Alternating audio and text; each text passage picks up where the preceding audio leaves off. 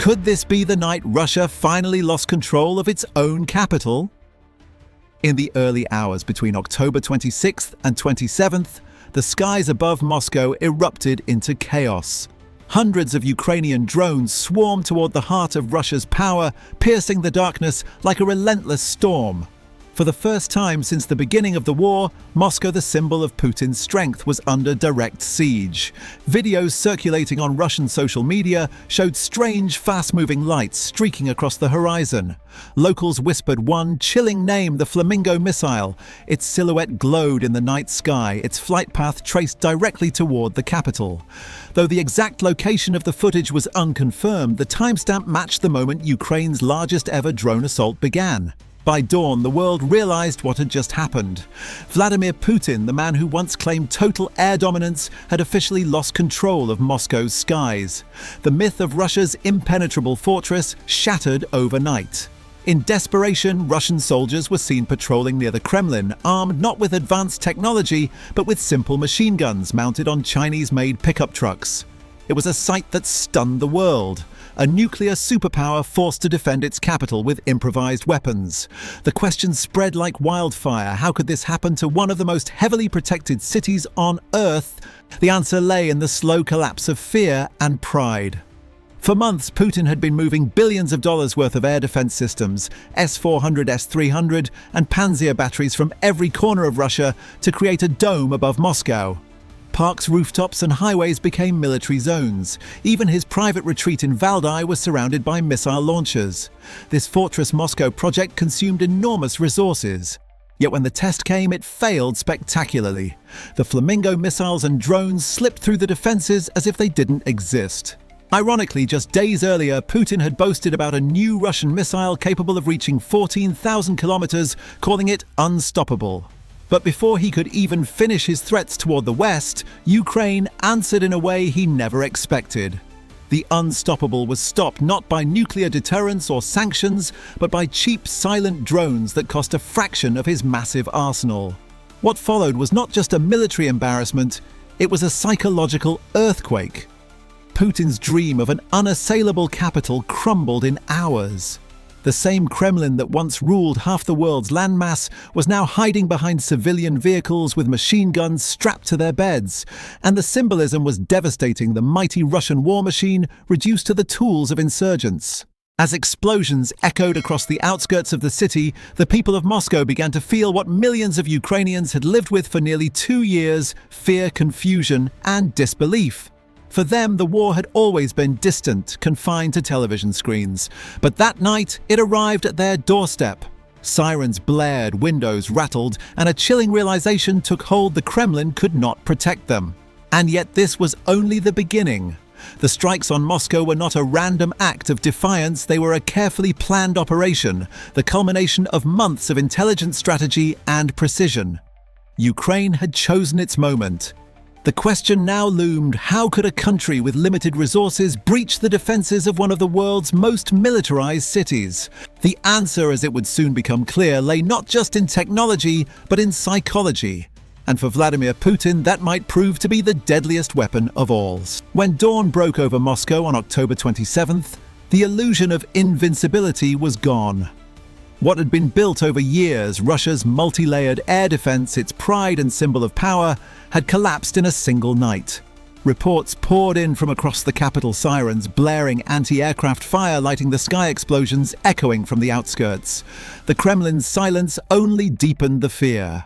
For months, Putin's administration had insisted that Moscow was untouchable, a fortress shielded by layers of S-400s and Panzer systems. But as the attacks intensified, it became clear that this fortress had been built on panic, not strategy.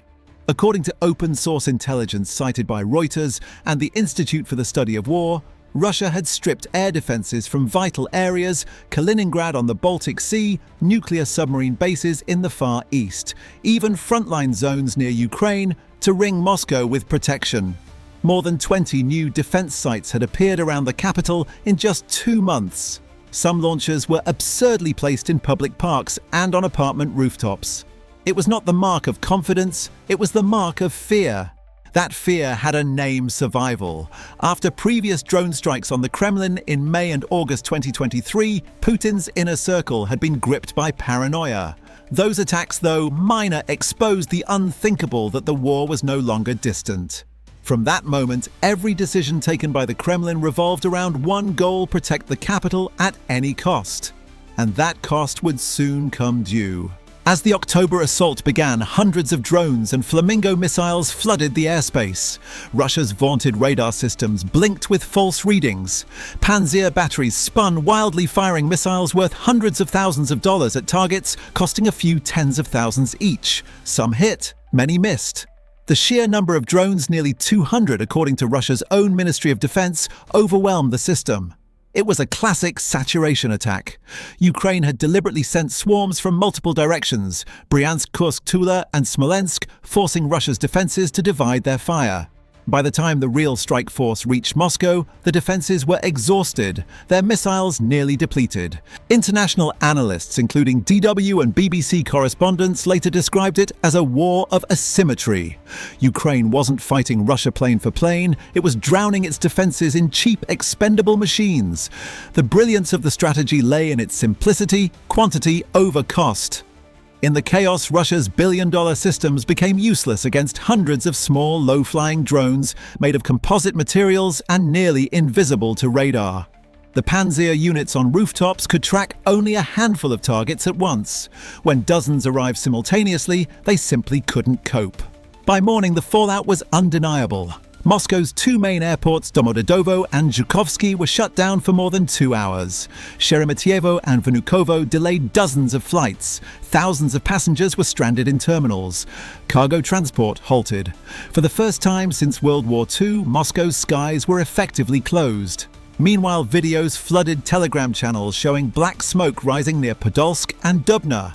Witnesses claimed to see flames from an oil depot near Kaluga. The Ministry of Defense issued brief contradictory statements claiming no serious damage. But the images told another story: fire, confusion, and people running through the streets in panic. This was more than a military breach, it was a psychological collapse. For decades, the Kremlin had promised safety, stability, and control. Yet on that night, none of those existed.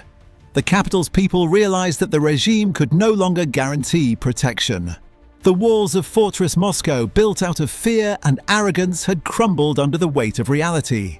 And as Putin watched his capital descend into chaos, one truth became impossible to ignore. Russia's greatest vulnerability was not in its borders, but in its own belief that it could never fall. As the night stretched into morning, confusion turned into something deeper: panic. Across Moscow, millions were trapped between disbelief and fear.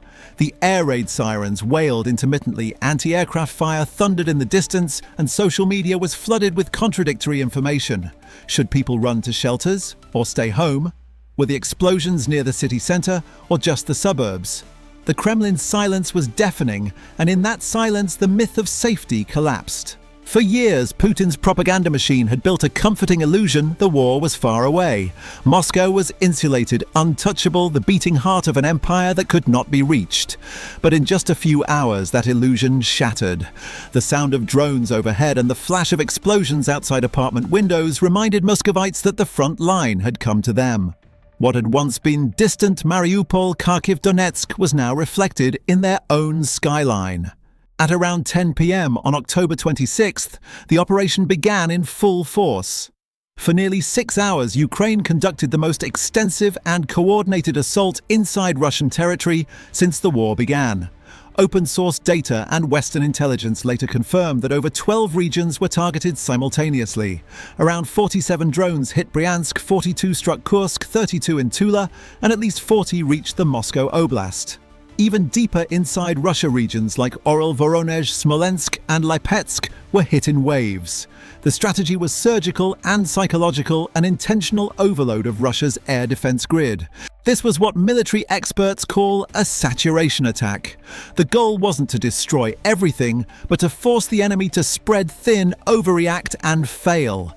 Ukraine's command understood that Russia's air defense, while powerful, had a fatal weakness capacity.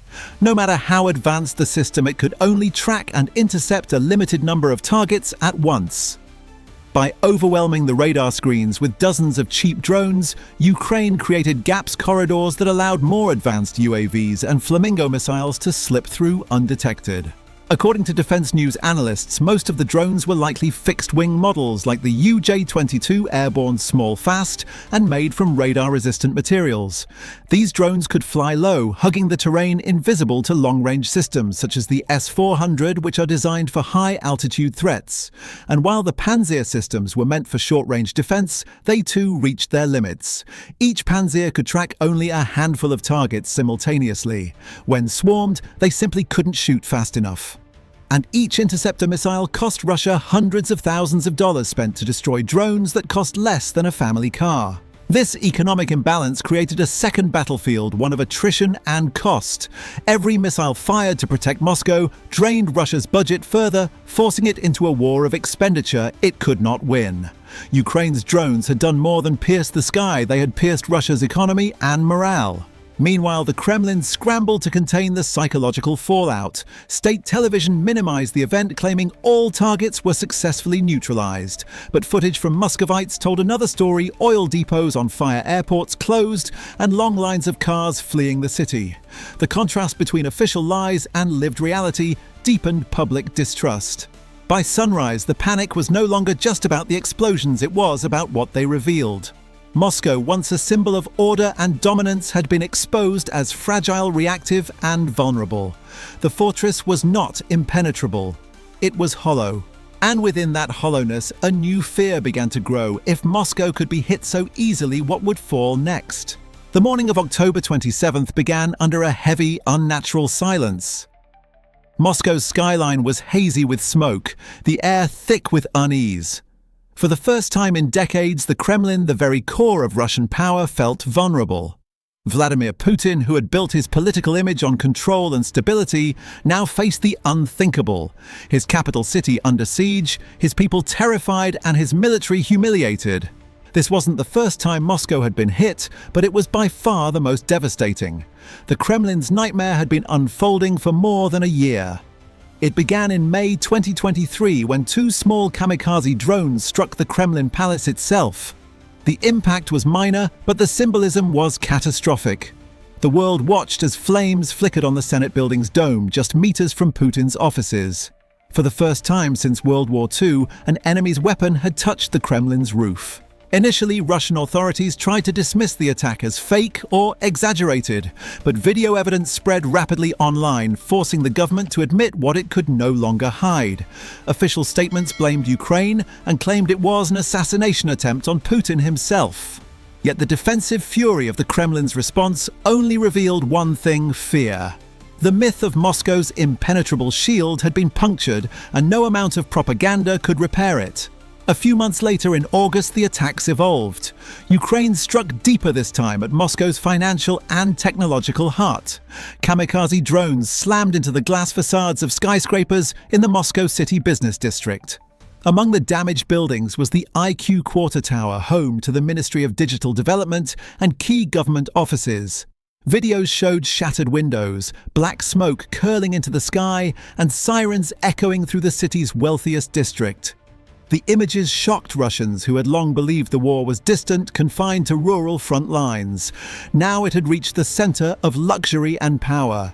Those strikes carried a powerful psychological message. They showed that even Moscow's most modern, prosperous, and internationally connected areas were not safe. The war had come to the windows of bankers, politicians, and foreign investors.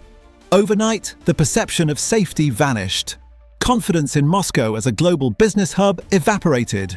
Even elite citizens, once shielded by privilege and proximity to power, began to realize that Putin's promises of security were empty.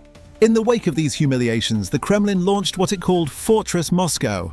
Massive quantities of S-400, S-350 and Panzer S-1 systems were ripped from other regions, some even from active battlefronts, and redeployed to protect the capital. Satellite images analyzed by Western think tanks confirm new air defense rings forming around Moscow within weeks. Launchers appeared in residential zones, parks, and near government compounds. The city was transformed into a militarized island. But this desperate build-up came at a price. By diverting defenses from border areas such as Belgorod-Bryansk and Crimea, Putin weakened the very front lines he needed to hold. Ukrainian forces quickly exploited those gaps, striking depots, bases, and logistics hubs with increasing frequency. The obsession with protecting Moscow had backfired. The empire's periphery was left exposed. As analysts from DW and the Institute for the Study of War later noted, Putin's decision was not born from strategy, but from insecurity. Fortress Moscow was a monument to fear, a reflection of a leader haunted by the thought that his enemies might reach him. And when the night of October 26th arrived, that fear materialized. The drones were not just a military attack, they were a message. Ukraine had found the cracks in the empire's armor and struck straight at the heart.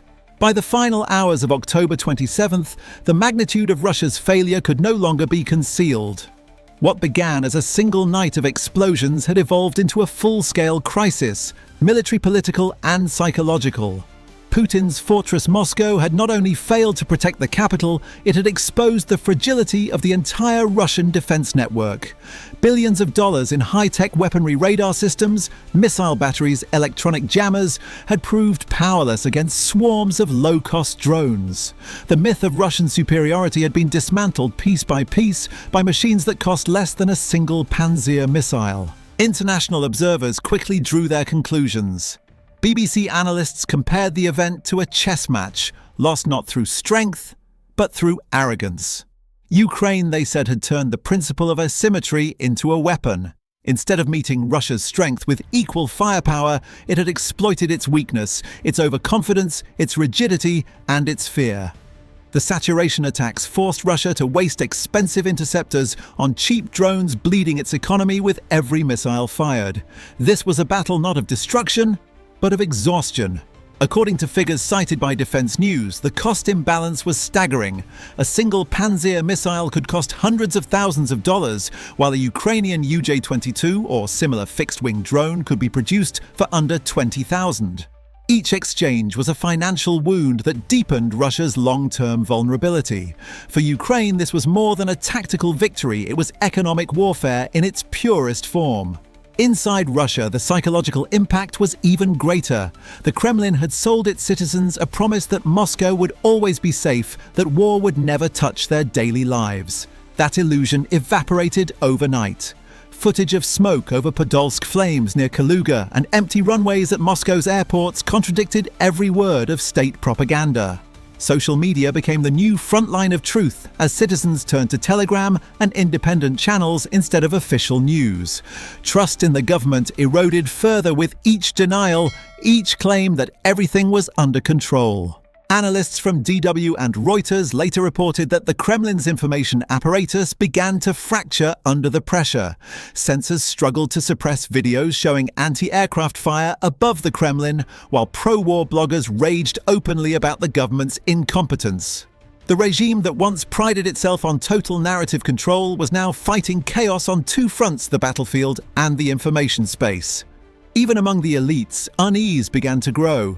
Business leaders and politicians who once felt untouchable now found themselves under threat. Their luxury apartments, offices, and private airports were no longer safe zones but potential targets. A quiet panic spread among the ruling class, an awareness that the war could no longer be contained at the edges of the map. The Kremlin's fear had trickled down into every corner of the state. Strategically, the attack also revealed the limits of Putin's centralization of power. By focusing all defenses around Moscow, he had unintentionally weakened the rest of Russia's vast territory. Ukrainian forces took advantage of this vacuum, striking deeper into logistics networks and energy facilities. The ripple effects were immediate: fuel shortages, disrupted supply chains, and declining morale among frontline troops. The attempt to save the capital had destabilized the empire. In essence, Putin's greatest strength, his obsession with control, had become his greatest weakness. The drones over Moscow were not just weapons of war, they were symbols of an era ending. The balance of power in the conflict was shifting not because of might, but because of adaptation. Ukraine had changed the rules of engagement, and Russia was playing catch-up. And in the midst of that transformation, one question lingered over the Kremlin like the smoke that still hung above the city. If Moscow could no longer protect itself, could it protect Russia at all? By the time the fires in Moscow finally dimmed, it was clear that Ukraine had achieved something far greater than a single night's victory. It had struck at the very foundation of Russia's confidence. The myth of invulnerability, the illusion of control and the propaganda of superiority all crumbled together beneath the whine of Ukrainian drones. This was no longer a border war fought in distant trenches. It had become a direct confrontation between the Kremlin's fear and reality itself. Putin had believed for years that by surrounding Moscow with the most advanced air defense systems in the world, he could keep the chaos outside. But the chaos had found a way in. What billions of dollars in S-400s, Panzers and radar domes could not stop hundreds of small, smart and cheap drones accomplished with devastating precision. Ukraine had not just attacked Russia's capital, it had rewritten the nature of modern warfare. According to multiple intelligence sources cited by Reuters and Jane's Defense Weekly, Ukraine's strategy was not simply to destroy, but to expose. Every successful strike revealed cracks in Russia's defenses, forcing its military to overextend. Each explosion carried a message: no fortress is eternal and no ruler untouchable. From the outskirts of Podolsk to the heart of the Kremlin, the echoes of that message were unmistakable. Inside Moscow, daily life changed overnight. Air raid sirens became a routine sound. Airports closed and reopened in constant cycles.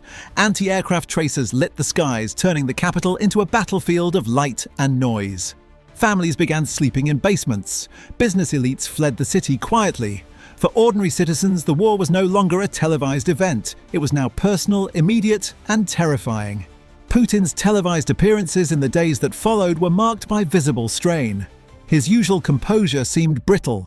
Each denial and reassurance felt hollow against the backdrop of viral footage showing burning fuel depots and intercepted drones falling from the sky. The once feared image of Russia's leader was shrinking under the weight of visible failure. And this perhaps is where Ukraine's true victory lies, not only in physical damage, but in psychological transformation. The attack on Moscow shattered the perception that Russia could control the narrative or even its own territory. The war had crossed from the battlefield into the heart of the regime itself. The Kremlin, once the epicenter of confidence and command, had become a symbol of exposure and uncertainty. Now the line separating the front and the home front has vanished. Every new drone siren over Moscow echoes a single truth: the war is no longer at the gates, it is inside them. The night Moscow fell into darkness was more than a military failure, it was a turning point in history. For decades, Russia projected strength through control, fear, and spectacle. But now the lights of that spectacle have dimmed, replaced by the glow of burning fuel tanks and tracer fire. Ukraine has proven that in modern warfare, agility and innovation can defeat even the most expensive armor.